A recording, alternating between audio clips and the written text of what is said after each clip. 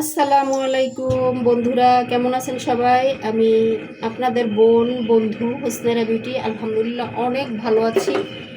আজকে একটা রেসিপি নিয়ে আসলাম। আজকে রান্না করব ডাঁটা শাক, ডাল দিয়ে রান্না করব। দিয়ে দিচ্ছি কিছু পেঁয়াজ কুচি, বিসমিল্লাহ, আর দিব রসুন কুচি। একটু লাল করে ভেজে নিব। পেঁয়াজ রসুন ভাজা হয়ে গেছে, এখন দিয়ে দিচ্ছি ডাল।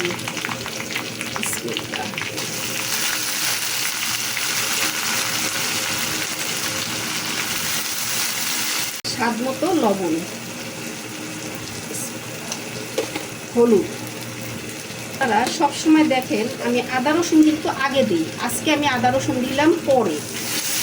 এতে কি হবে, ডালের মধ্যে একটা আদা আদা গ্রান আসবে, কাঁচা কাঁচা গ্রান আসবে, ভালো লাগবে খেতে।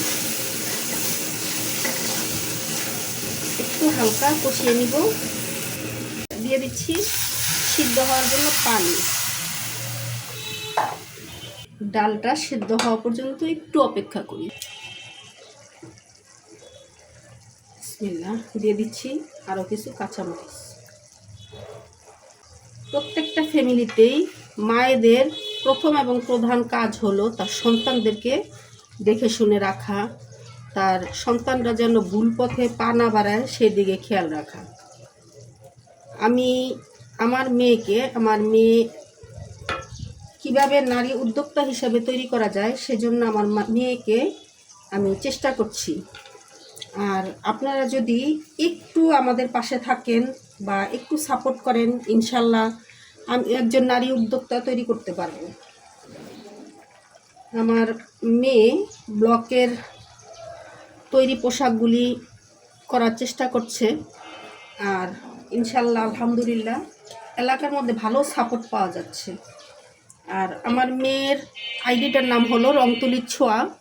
আপনারা যদি সবাই একটু সাপোর্ট করেন, ইনশাল্লাহ এগিয়ে যেতে পারবো।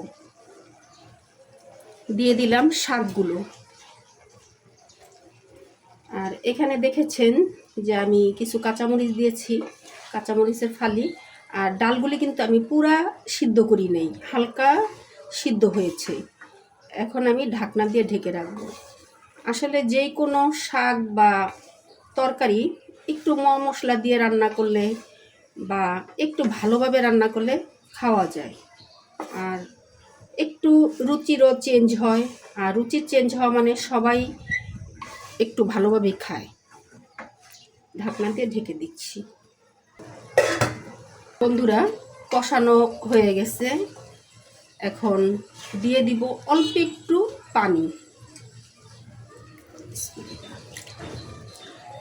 প্রত্যেকটা পরিবারেরই যদি এক্সট্রা একটা ইনকাম থাকে, সেই ক্ষেত্রে পরিবারের একটু সাপোর্ট হয়।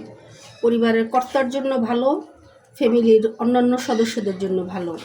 আর মেয়েদের অবশ্যই স্বাবলম্বী হতে হয়, কারণ কার কিসমত আল্লাহ কেমন রাখে কেউ বলতে পারে না। এই জন্য প্রতিটা মেয়েরই উচিত কিছু করে স্বাবলম্বী হওয়া। আর আমার মেয়ের পেজটা আমি কমেন্টে দিয়ে দিব, ইনশাল্লাহ আপনারা একটু ঘুরে আসবেন তার পেজ থেকে। দিয়ে দিচ্ছি ধনিয়া পাতা।